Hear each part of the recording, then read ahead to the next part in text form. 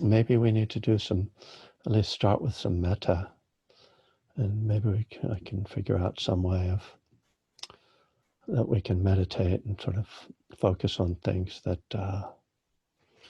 both acknowledge the struggles and maybe can help us to hold the pain.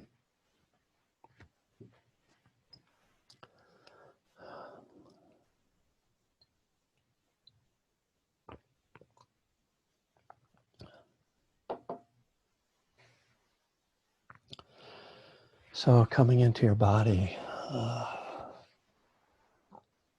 just feeling what's inside right now. And feeling how your body is holding this world.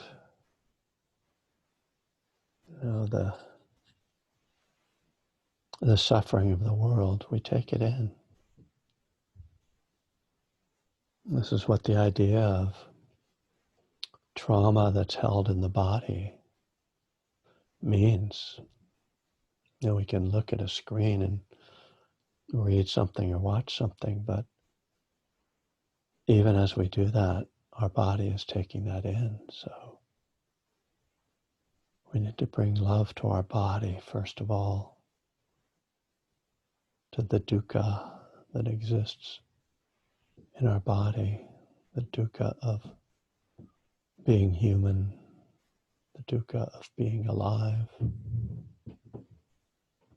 Dukkha is the word from Pali that means suffering or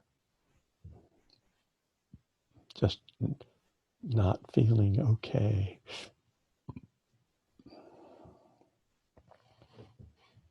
So breathing into your body.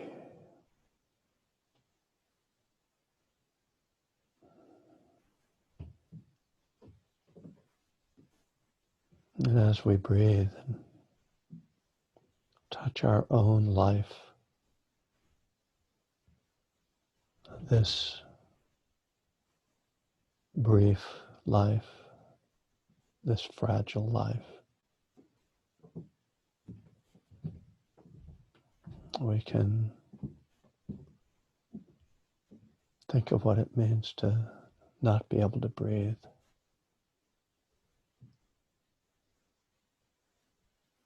So both the virus takes away people's ability to breathe. And then we saw one human taking away the ability to breathe from another this week.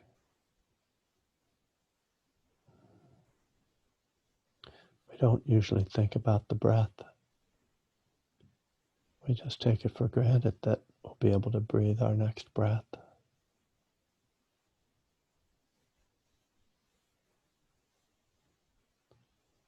If you've ever been with someone who is dying, or as they die, you've seen that life ends when the breath ends.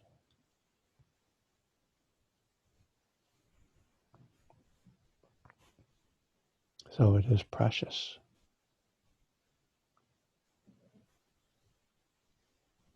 And the way humans have evolved all the way, all life, as far as I know, certainly all mammals, fish have evolved, is that oxygen is required for us, for our life. And oxygen is not part of our bodies until we breathe it in. So we depend upon there being oxygen, which means that we are always connected to this world, what we would call the world outside our bodies, outside of us, separate from us. And that very idea makes it clear that oxygen is not separate from us, that the air is connected to us in a very real way. And perhaps that's a starting point for realizing that we are also connected to all the other beings who breathe air or use oxygen to stay alive.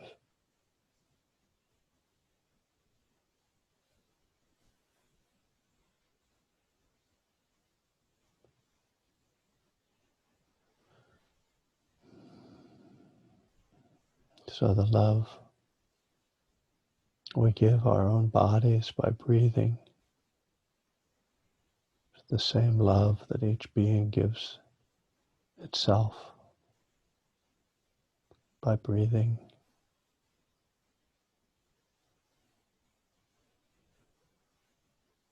And the Buddha says that fundamentally everyone loves themselves. Maybe not in a sort of emotional affection or some kind of pride or conceit. But if breathing into our bodies is loving our bodies, then we all love ourselves.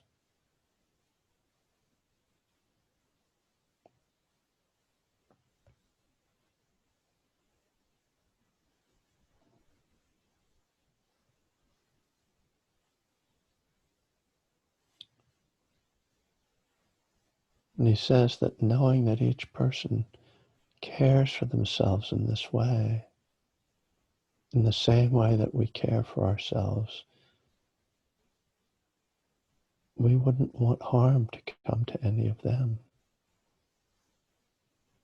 any more than we would want harm to come to ourselves.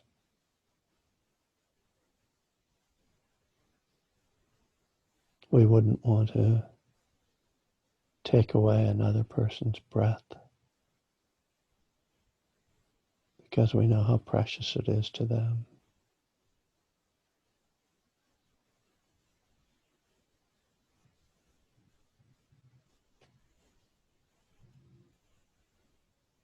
And certainly when the Buddha spoke these words, he knew that there were people who would do harm. But somehow, I think he believed that was an aberration and that even such people, in their heart of hearts, really longed for love, but that something had become askew in them, something had broken that allowed them to harm others.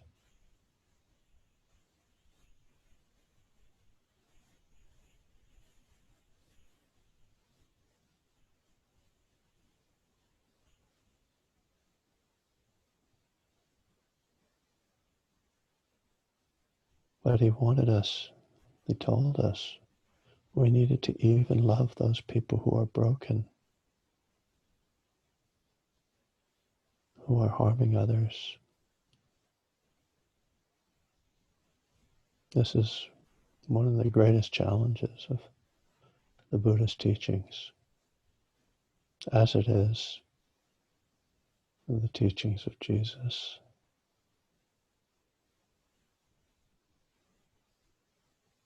Not to harm those who do harm, not to hate those who do harm.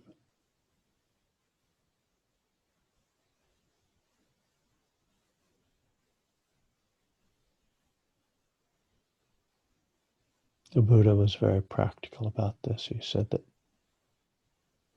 when you hate those people, you are harming yourself.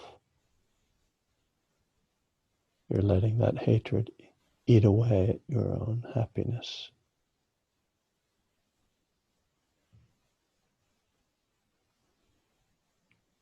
So it's really not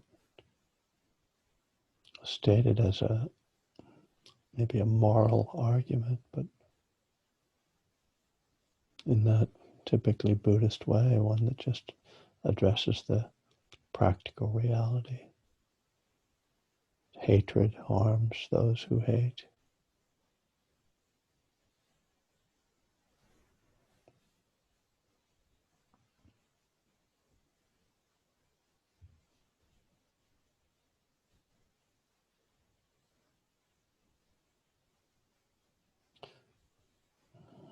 There's another teaching, came as a commentary later on, that maybe gives us a little more room. And that suggested that if we could just develop a neutral attitude towards the person who we feel anger or hatred toward, if we could just let up on that, maybe not feel love for them, but just kind of drop the edge of hatred to allow them to just be neutral. That maybe that's enough, or at least a good starting place.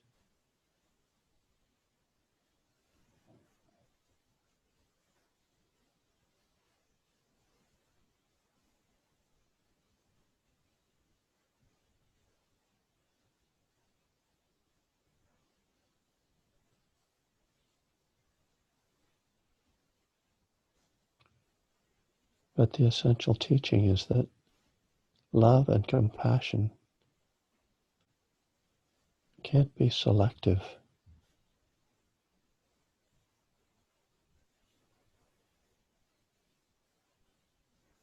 Again, this idea of universal, unconditional love, so challenging.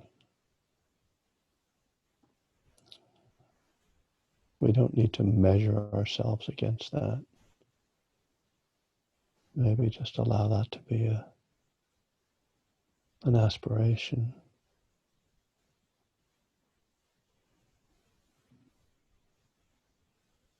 or to at least see its value.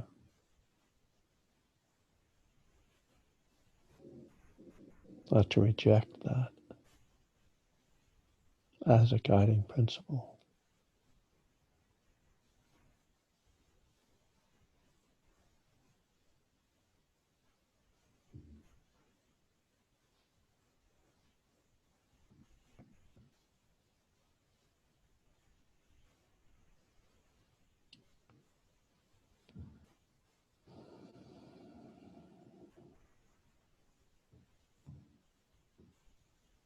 So let's just sit with the breath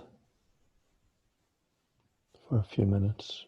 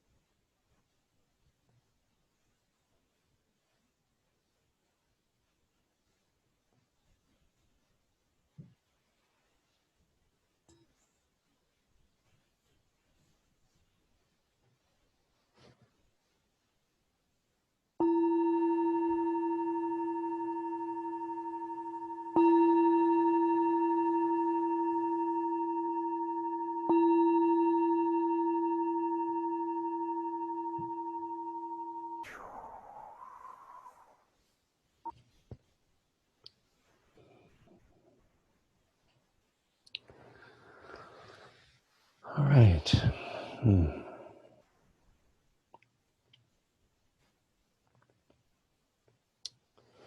Well, I will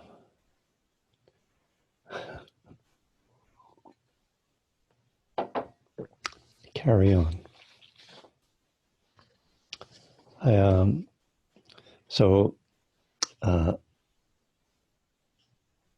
just started working with step 3 in one breath at a time. And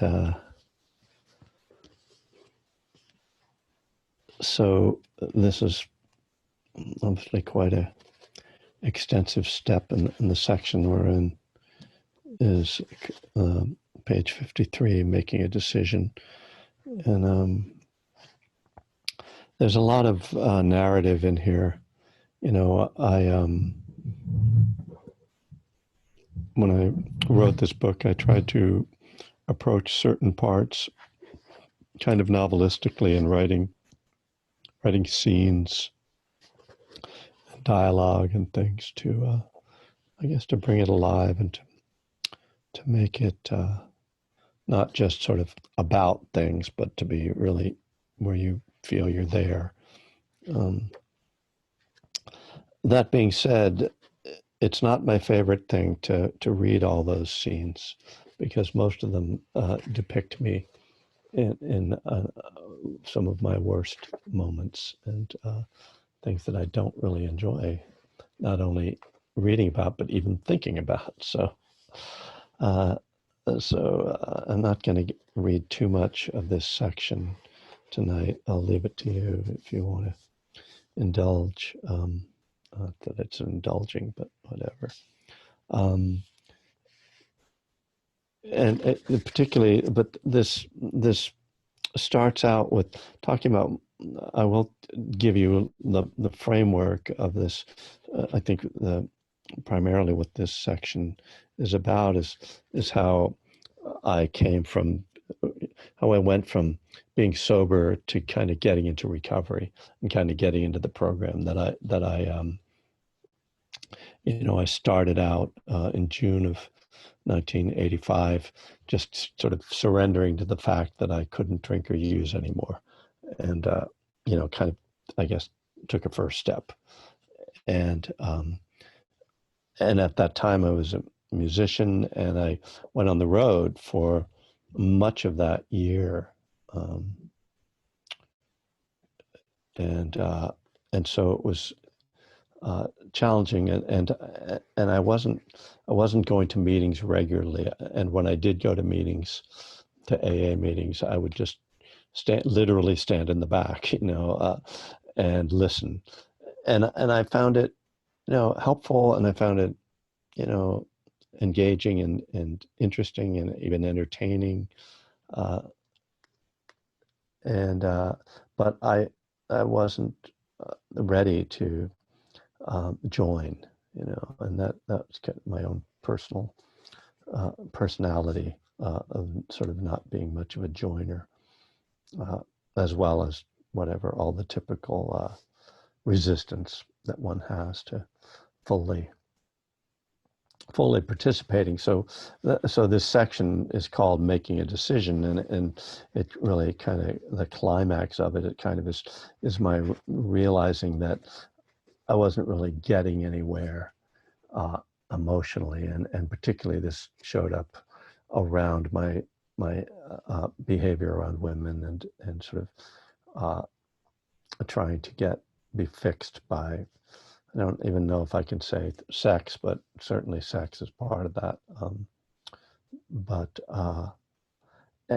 And I guess and one of the things that's difficult about this at any time talking about this is sort of, and even as I was writing this, sort of acknowledging my own, what some would characterize as sex addiction. I'm not a great fan of that term, but it's the one we have. So,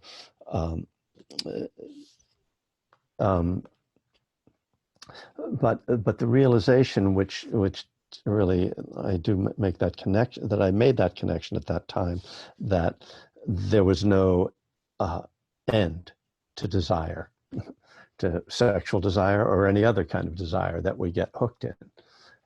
And so that insight or realization, I should say, because it wasn't so much an insight at the time, but that realization that that was the sort of cycle I was on, connected in my mind with my Buddhist background or studies. I realized that, like, I've heard about this, this kind of, this state where,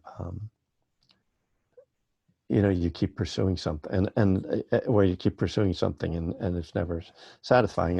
And as I was thinking about that tonight, then once again, I was drawn back to the phrase from the Sutta, Two Kinds of Thought, where the Buddha says, whatever someone frequently thinks and ponders upon, that will become the inclination of their mind. And I would add to that, whatever one frequently acts upon, that will become the inclination of their behavior, right? So that's just sort of, if the Buddha doesn't mind me adding some words to what he's saying, so it's just that obviously we're talking about habit, but we're then talking about addiction and how, but then the second noble truth says that there's no end to this, that this acting on this, well, that's kind of the first and second noble truth, acting on this sort of desire frequently, thinking that it's going to satisfy you, never works. And that what it does is just reinforces that, and then you just have more suffering, because that craving is just a feeling of lack, and that's dukkha. That's like the definition of dukkha, right? That things are not okay the way they are, and I have to fix it, and this is the way I have to fix it, and then I keep trying to do that, right? And it's the so-called definition of insanity, do the same thing over and over, expecting different results. So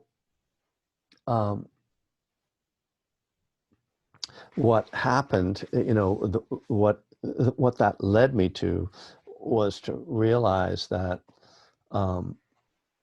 what was going on wasn't really what was underneath that sexual craving was loneliness. And it occurred to me that perhaps if I started becoming a member of Alcoholics Anonymous, I wouldn't be lonely. That was a revelation, right? Genius. And that was when I then got a sponsor. I asked someone to sponsor me. And that's what I think that moment was really the expression of my decision, making a decision to turn my will and my life over to the program, to a different way of living. And the connection that I make in here is to right intention. And this is something that I often talk about in regards to step 3, that it's got these two components, that there's, we turn our will and our life over, and that our life is our actions, but our will, in Buddhist terms, is our intention. So committing ourselves to the path, or taking refuge in the path. So it's, I guess that what I'm getting at least part of what I'm getting at here, is that both recovery and Dharma practice require this step of making a decision and a commitment to live in a different way.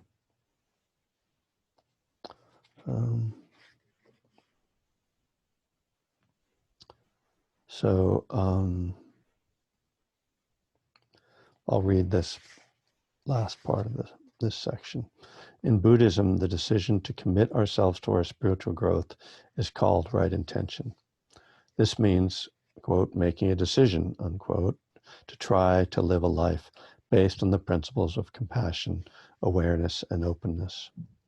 As with step 3, we try to keep our purpose in mind in all of our activities, bringing our spiritual commitment to bear in all things. The Buddha said, intention, I tell you, is karma, which means that the motivation behind actions determines whether the action is skillful or not. A little girl runs into the street.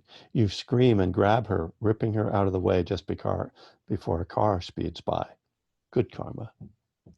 A little boy walks in front of the TV just as the winning field goal is kicked. You scream and grab him, ripping out of the way as the ball splits the goalposts. Bad karma. One was an unselfish act based on compassion and protecting the child's life. The other was a selfish act based on your own craving for mindless entertainment with no regard for the child. Developing right intention means paying closer attention to ourselves, to seeing what's really behind our words and actions. Meditation itself trains us to watch in this way, to see moment to moment what's going on in our minds in a clear, non-judgmental way. When we apply this kind of attention to ourselves in daily life, we can catch when we're about to do or say something destructive, and we can notice opportunities to act more helpfully. In meditation, we set the intention to be present to our experience and kind to ourselves. Then, when our mind wanders or we become uncomfortable, we can remind ourselves why we are practicing and bring ourselves back to our present experience. This returning over and over is the way we subvert the mind's habits of clinging to thoughts and feelings. Intention acts as the driving force behind our spiritual growth, a constant reminder of what to let go of and where to point our minds.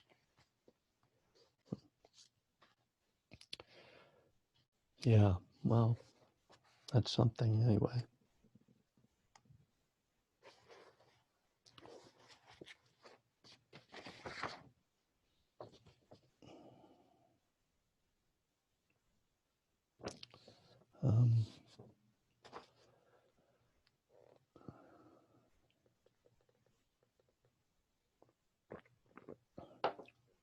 That's a nice comment, Paula. Thank you. I will share that. She wrote to me, my sponsor used to say, serenity isn't freedom from the storm, but peace amid the storm. I have found much comfort from this. Thank you. I am open to questions or comments or, anything anyone would like to say to participate tonight.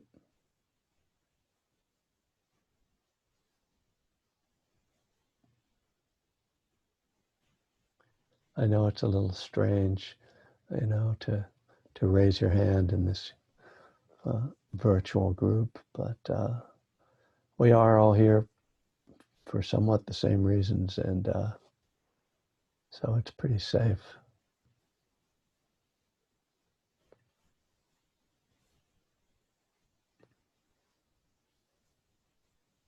Hi, Kevin. It's Angela. Hi.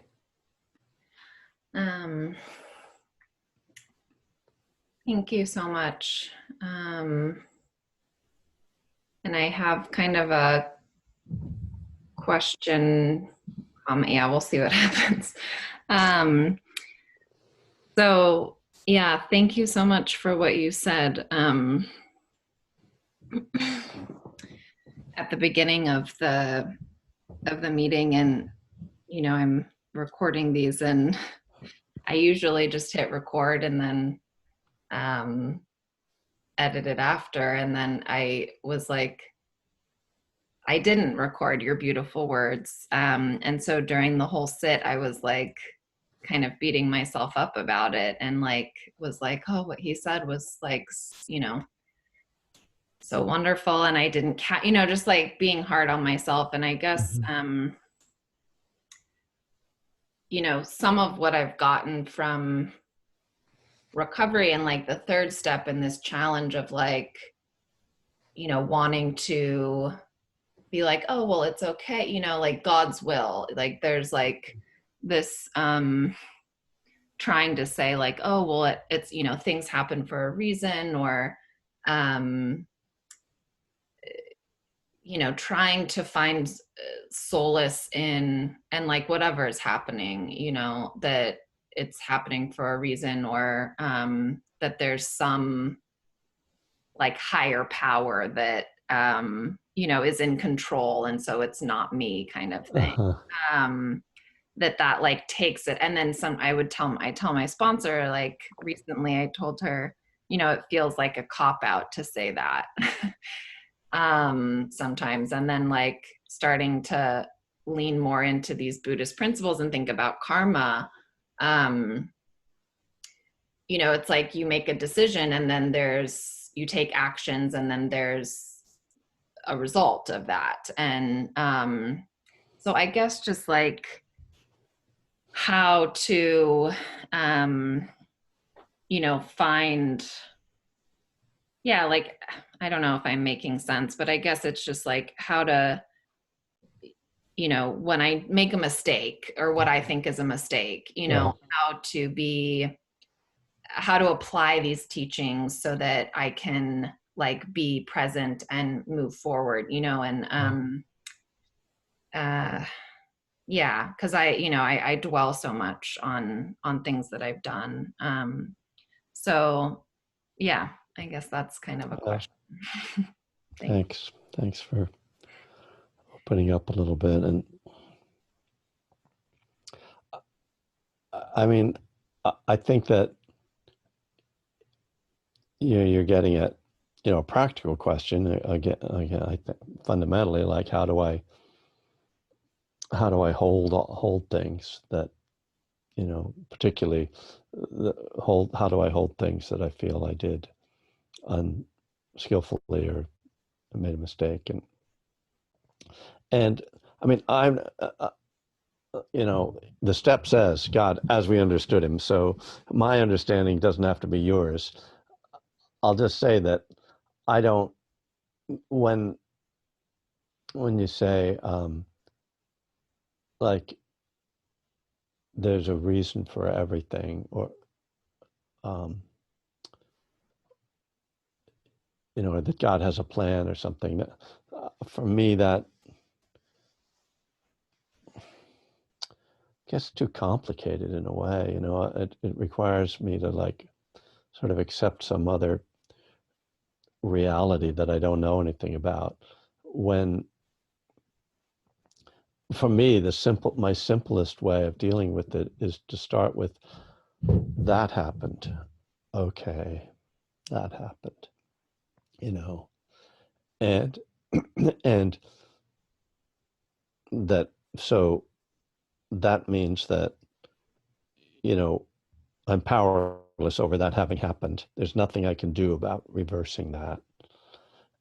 And so the only question is, what do I do about it?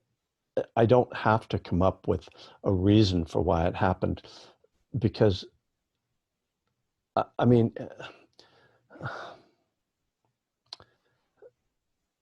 first of all, I guess that like making mistakes, like, oh, I made a mistake, I did something wrong. To me, that's like, oh yeah, I'm a human being. It's like that's not like, oh, there's something wrong with me because I made a mistake. I mean, there'd be something weird about me if I didn't make mistakes. You'd be like, who is that guy? So that's part of my starting point. Is kind of like, it's kind of my starting point that happened. I'm human. Now what? And so that now what means that there's an internal and an external to that. Internally, there's still that feeling, like I feel bad about it. I did that, I feel bad.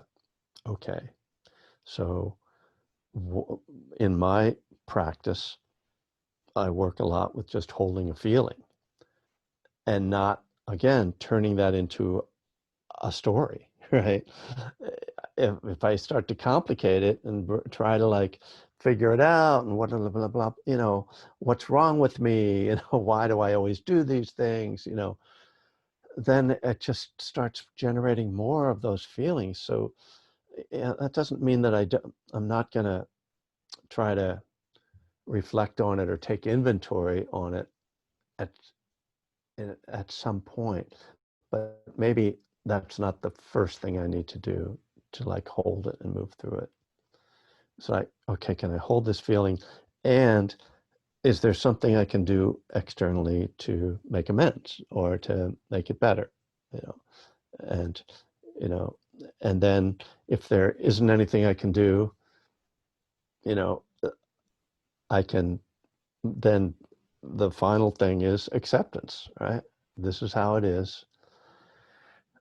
It's unfortunate, but that's life. And the biggest choice I'm making is whether I'm going to make it harder on myself than it needs to be, you know. And and I think that, you know, for a depressive or a, you know, a negative type person, and for a lot of addicts, you know, that's what we think we're supposed to do. You know, like that's like ingrained in us. Like it's not even something we think we're supposed to do. It's something we instinctively do. We just make it hard on ourselves, you know, and we blame ourselves and we do, and we grind ourselves down, you know. And it's one of the complaints I have about um, the, you know, the Bill Wilson's kind of approach to recovery, the limit of it, where I think that he felt such a need for uh, the inventory and for like cutting himself down, cutting his ego down, that's become like the assumed way that all alcoholics just really need to, you know, and you have these sponsors that are like, well, what's, you know, what'd you do to make, you know, what is it about you that made you forget to record that? Like, it's like, you know, you don't need to do an inventory on like have it on an accident, right? Uh, you know, we need to do inventories when we do something really unskillful that's harmful, right? But you didn't do something harmful, right? You just like made a mistake, you forgot. Like that, you know, the reason I asked you to start recording was because I always forget. Like you at least remember most of the time, and you only were like a little late. And whatever I said, you know, wow, it's gone, you know. And I've got 5 books, you know, it's probably in there somewhere. So yeah, I mean, it's a process, right? We have to like find our own process for working through this stuff. That being with the feeling, but for me, that like I'm a human, you know, and so that, you know, I think what I'm also talking about is self-compassion. You know, I don't really have the kind of, you know, I've read like half the book, I'll say that, of the self-compassion book. Like I can't really talk about self-compassion from the official self-compassion way, but for me that's like a key thing, you know, is just finding a way to forgive myself and to be kind to myself through all of this stuff. So I I think I really appreciate you just bringing that up, because I think it's something that I bet 90% of the people here, if not more, can relate to. So thanks.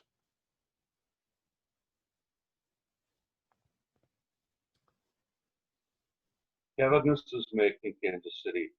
Hey, Mick. Hi there. You before you started talking about intention being karma, when you were still talking about your narrative, you used a specific term or a specific phrase that I was pondering and listening to your discussion on, and I missed writing down the phrase. I've never heard it worded this way before, and I was just hoping you could recollect and find what it was. It was along the lines of whatever we habituate ourselves to becomes the essence of who we are. Do you remember saying anything about that? are you talking about what I was reading from the sutta? Whatever, Um, whatever one it was frequently, almost a soundbite.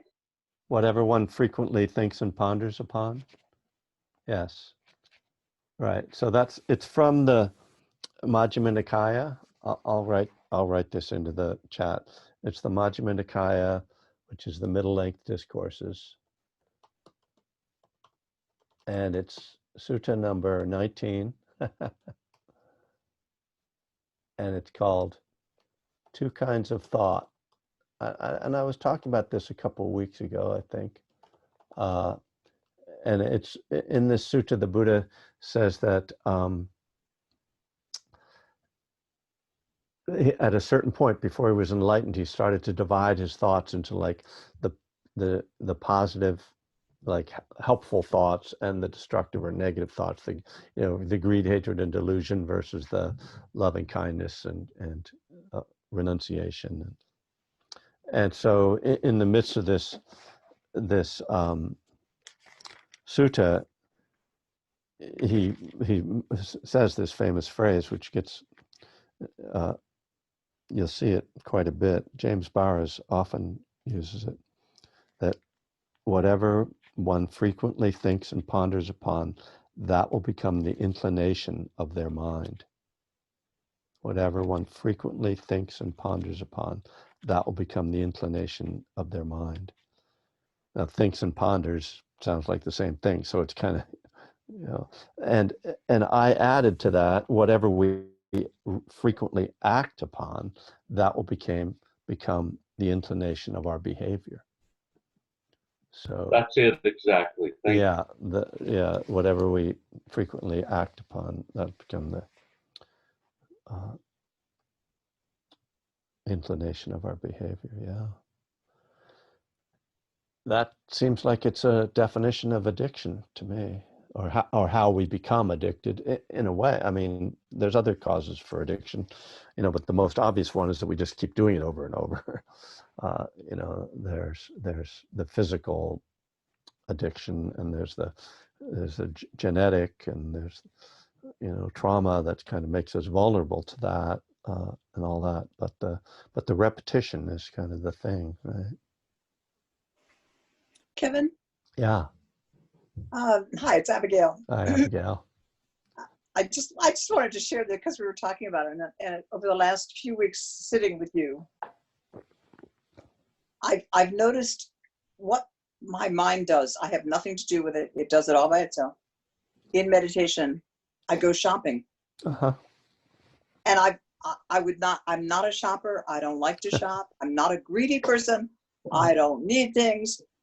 But after just a few moments, it's sort of like I get to a certain level of whatever the mind is doing, and I go shopping.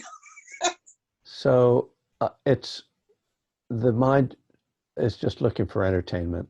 I mean, that's my conclusion for why we do stuff like that. That's just irrelevant to us. It's just that the mind, I mean, you could go deeper with that and say it's like the mind wants to make sure like it's afraid of, if it gets too quiet in there, it's like the ego death. But a simpler explanation of that is just the mind wants stimulation, and just the quiet. It's like, this isn't exciting enough, and so we go off and shop. I see that Annie has raised her hand. It's so nice of you to raise your hand. Did you want to say something, Annie? Thank you. And I went ahead and posted in the chat that I could never understand karma or what it really meant until I read your book a couple of years ago. And so I wanted to express my appreciation that because we can't control the outcome of events, that we can but that, it's whatever, if we have right intention, if what is in our hearts is, the right thing to want to do, that's what karma is about. Yeah. that's something that I really appreciate. And because, and also the part, I work as a recovery coach, and Yeah. so many of the people I work with, you know, they beat themselves up over everything. And, you know, I feel like most of my job is just trying to, you know, get them to relax and understand that they're human and that they're not going to be perfect, and that, you know, it's okay Yeah. to be a human. And so I just want to share that. Thank you. Yeah. Good. Thank you. Yeah, I think that's so important because I know, oddly enough, we that addicts who go around sort of screwing things up so much, then become perfectionists. Somehow think that now they should be perfect. Um, and I mean, there's more that can be said. I do want to add one other thing about intention, but just to reaffirm, that idea. I think that it gives me a lot of comfort to know that even though I make mistakes, that if I'm pointing in the right direction, that things will tend to move in a good direction.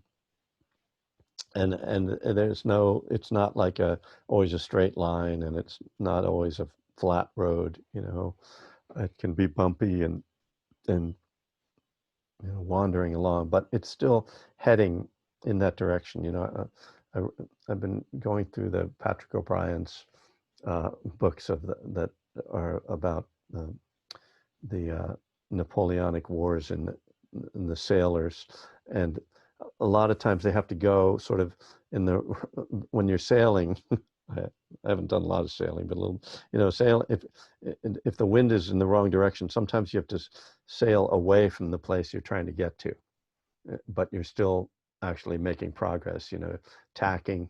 You want to go over there, but the wind's coming from there, so you can't go into the wind, so you have to go sideways, and then you go sideways again, and you work your way up, right? So that's kind of like right intention. But I do want to add tonight, because it's particularly kind of relevant, because this is something that comes up in um, the teachings that I've gotten around diversity, and the DEI movement, diversity, equity, and inclusion, is to become aware of the difference between intention and impact. That sometimes we say something because we're trying to be helpful, but our intention is to be positive, but we're not conscious, we're not considering what the impact might be to someone, and someone gets angry with us for what we said, and we're like, but that's not what I meant. And they're like, well, that's what it felt like to me. And to really be respectful of impact is really important, to acknowledge, oh, okay, I need to learn that even when when I believe my intention is skillful and it's coming from a good place, that it might still be harmful. And so I have to be ready to, I guess, just to grow and to learn around that, to be more sensitive to impact. Um, just to, hope that doesn't confuse the question of intention. But someone was asking me which book of mine was I referring to. Uh, I'm not sure. I guess, I mean, I've been reading from One Breath at a Time. Is that what you wanted to know? Okay, great. Thanks, Vincent. All right. This is my Venmo. If anybody wants to support me, that's great. If you're having trouble supporting yourself, please take care of yourself first. But if you can offer any help to me, that's great. I I was poor for a long time. I was raised in comfort and privilege. Then I threw that all away and became a musician. And for 20 years, really 20, almost 25 years, I lived pretty much a poverty life.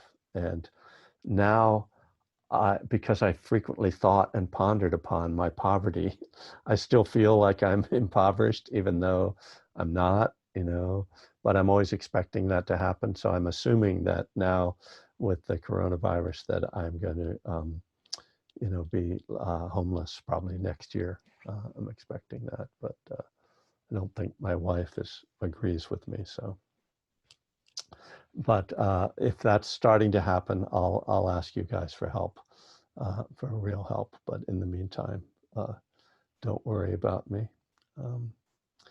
But oh, thank you, Angela. My new Facebook page. Yeah, and I have to talk to Katie.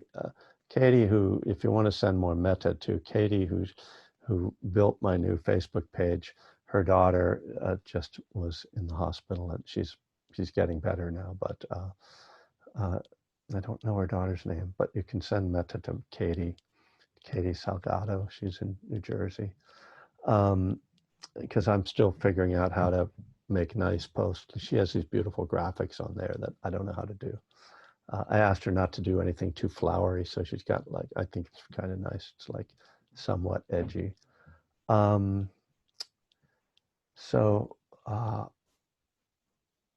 was I going to say? I was just going to say I'll be here on Tuesday morning, 10 a.m. Pacific time, and but let's close. If people want to hang on for another minute and send a little more metta out there. I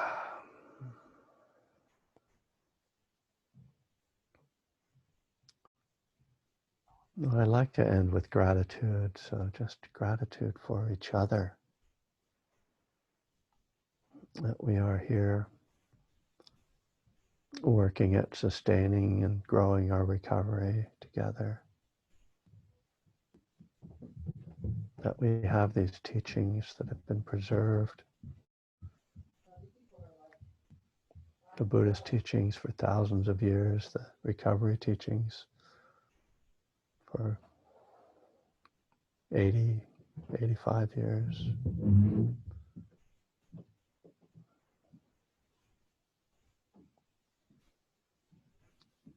Well, may our world find peace.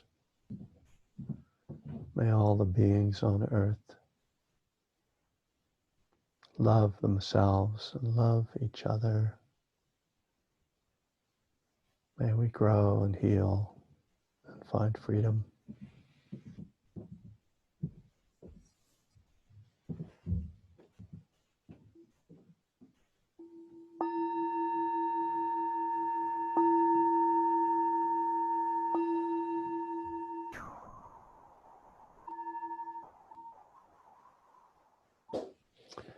Thanks, everybody. Nice to see you all. Good night. Thank you. Thank you very much. Thanks, Kev. Good night, Okay, everyone. thanks, you guys. Thanks, Kev. Good night, everyone. Thank you. Good night.